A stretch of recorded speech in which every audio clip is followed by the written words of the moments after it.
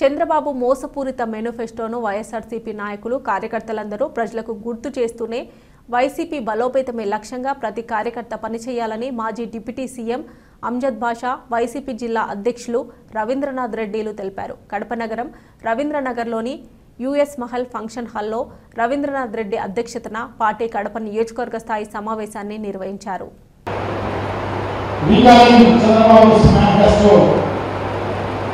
దాని గురించి మాట్లాడడానికి ముందు మనం ప్రతిపక్షంలో ఉన్నాం.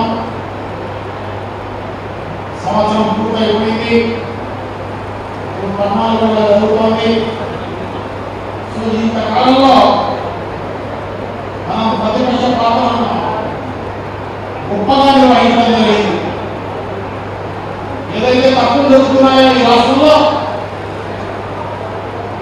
ఏదైతే సమస్యలు ఉన్నాయో ఆ సమస్యలను ప్రభుత్వ దృష్టికి, ప్రజల దృష్టికి తీసుకుపోయే దాంట్లో ప్రముఖ పాత్ర వహించడం జరిగింది వైఎస్ఆర్ కాంగ్రెస్ పార్టీ.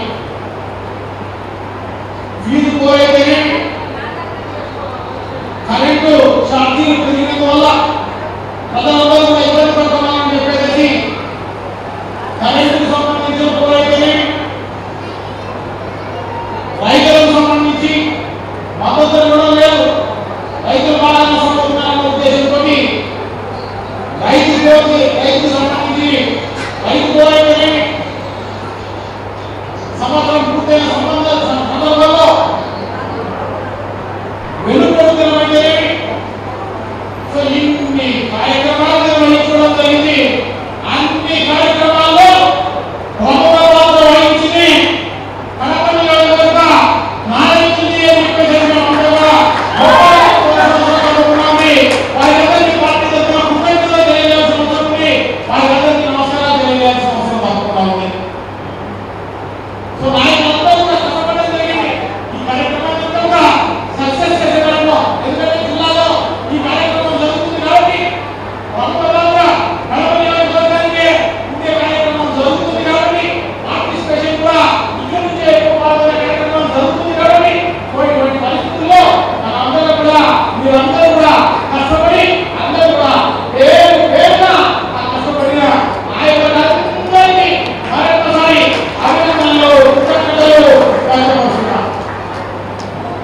తప్పకుండా రికార్డింగ్ చంద్రబాబు మేనిఫెస్టో నాకంటే ముందు మన రాష్ట్ర అధ్యక్షులు సవివరంగా రాష్ట్రంలో ప్రతి పథకం పైన సూపర్ 7 వరకే చెప్పడం జరిగింది. ఇంకా 143 ఉన్నాయి, ఇంకా 143 హామీలు ఉన్నాయి చంద్రబాబు నాయుడు ఇచ్చినవి. సో ఒక్కటి నెరవేర్చలే. దాని గురించి మన రాష్ట్ర అధ్యక్షులు గౌరవనీయులు శ్రీ జగన్మోహన్ రెడ్డి గారు మనకు సమీపంగా వివరించడం జరిగింది. తర్వాత నాకు తెలిసి ఈ సమావేశంలో అంజద్ బాషా గారు కూడా సవివరంగా చెప్పడం జరిగింది మనందరికీ కూడా. సో అది మళ్ళీ చెప్పుకున్నా చరిత్ర జనమే అవుతుంది, టైం అయిపోయింది.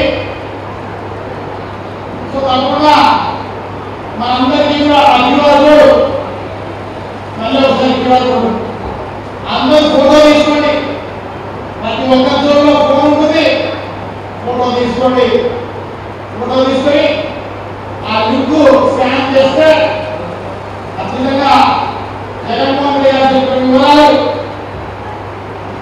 ప్రజలకు జరుగుతున్న నష్టాలు, ప్రజలకు జరిగిన మోసం, బాధ అన్నీ కూడా మనకు తెలుస్తాయి అంకెలతో సహా.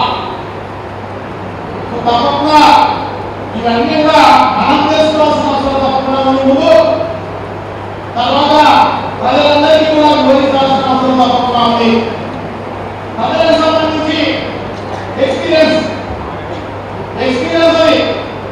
ఈ 14 ఏళ్ల కాలంలో ఎంత నష్టపోయినామో అనేది ప్రతి ఒక్కరికి తెలుసు. ఎందుకంటే వాళ్ళ జోబుకే డబ్బులు వచ్చి ఆ జోబుకే డబ్బులు రాయాలంటే ఆ నష్టం వాళ్ళకి తెలుసు.